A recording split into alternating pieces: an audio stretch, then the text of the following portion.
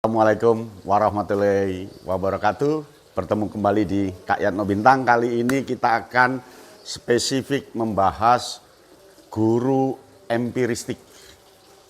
Siapa sebenarnya guru empiristik? Guru empiristik itu adalah orang tua dan pendidik yang ada selama ini. Apa sebenarnya empiristik? Ikuti.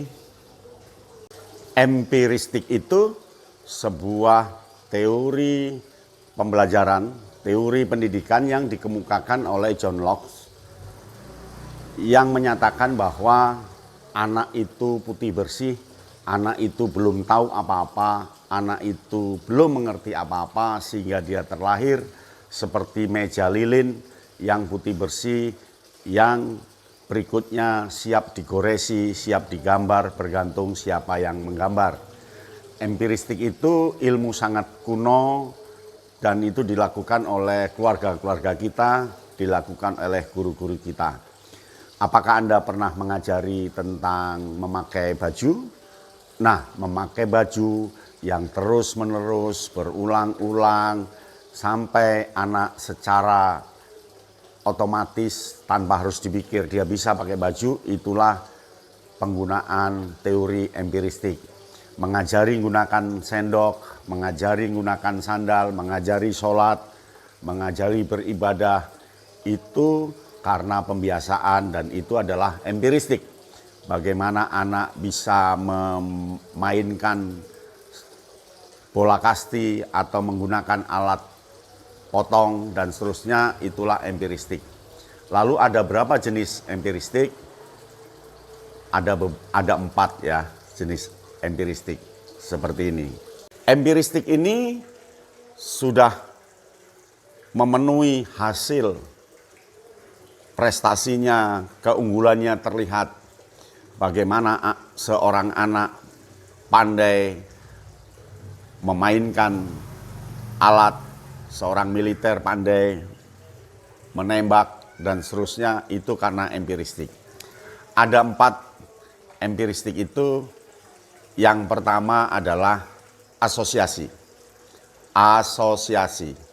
Asosiasi itu membandingkan benda, lingkungan atau hewan untuk kehidupan anak itu. Membandingkan alam dengan sesuatu. Biasanya asosiasi ngajarnya menggunakan kata bagaikan, seperti, ibarat, jadilah. Contoh, jadilah matahari yang memberikan sinar pada siapapun tidak pandang bulu. Hidup itu kalau bisa bagaikan matahari dan bulan. Kadang bersinar terang, kadang bersinar lembut. Jadilah dan seterusnya. Jadi untuk asosiasi itu sangat cocok dipakai oleh guru ketika menasihati, ketika membangun mental, ketika membangun jati diri anak. Cocok dipakai untuk renungan, cocok dipakai untuk bagaimana memberikan bekal pada anak, cocok untuk memotivasi. Jadi asosiasi ini sangat penting. Asosiasi bagian dari empiristik. Biasanya para orang tua memberikan wejangan pada anaknya, para guru memberikan nasihat-nasihat pada anak. Yang kedua, empiristik itu ditandai oleh pengulangan. Bagaimana guru, orang tua, pendidik, pembina melakukan kegiatan pengulangan. Sekali anak tidak paham, besok juga tidak paham, besok sedikit paham, tapi begitu diulang yang keempat, dia akan paham. Jadi belajar itu oleh sang guru dilakukan secara berulang-ulang, tapi harus nambah sedikit.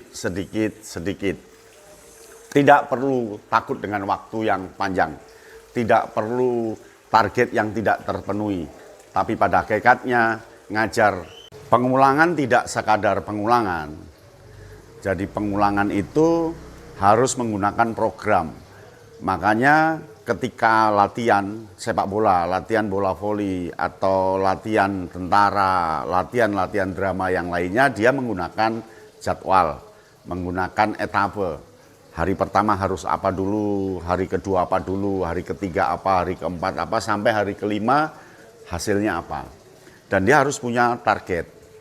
Jadi pengulangan itu pemberian pengalaman kepada anak secara berulang, tetapi harus maju berkelanjutan, harus maju semakin meningkat.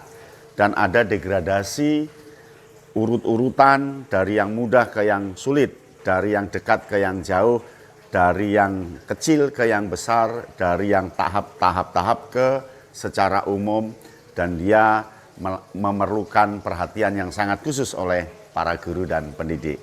Berikut yang ketiga. Ketiga adalah peniruan.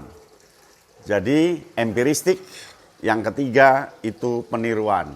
Bagaimana anak yang putih bersih itu dilakukan pembelajaran lewat meniru.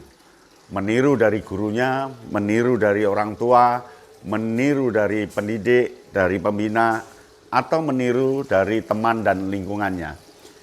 Tiap hari dia meniru bagaimana gayanya, meniru bagaimana yang dilakukan, meniru yang dicontohkan. Jadi penirian ini adalah berbasis contoh, berbasis model, berbasis ketokohan, berbasis keteladanan, berbasis keberhasilan. Nah, konsep peniruan ini biasanya ada model ATM, amati, tiru, modifikasi.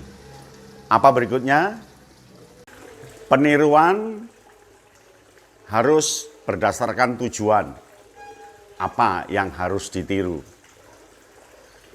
Keluarga bisa melakukan pendidikan empiristik dengan cara peniruan. Ketika seorang ibu masak, seorang anak meniru ibunya masak sambil membantu memotong-motong, itu empiristik.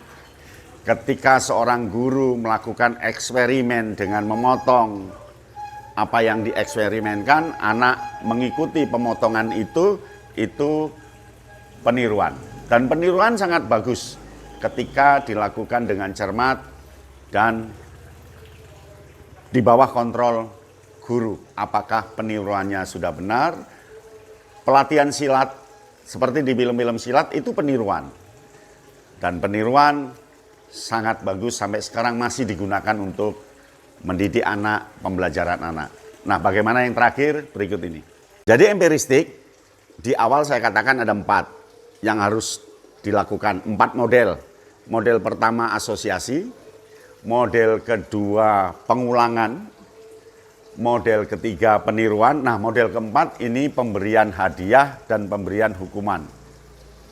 Ketika anak melakukan perintah, dilakukan oleh seorang guru, perintah itu pada murid, ketika sukses diberi tepuk tangan, ketika gagal diberi motivasi. Kamu tidak boleh gagal, kegagalanmu akan merusak dirimu, kamu harus sukses.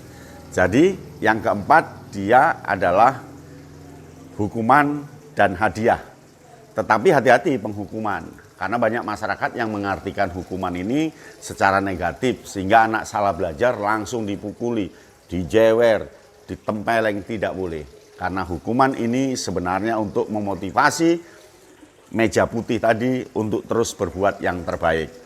Jadi empiristik masih cocok digunakan di pendidikan dunia ini.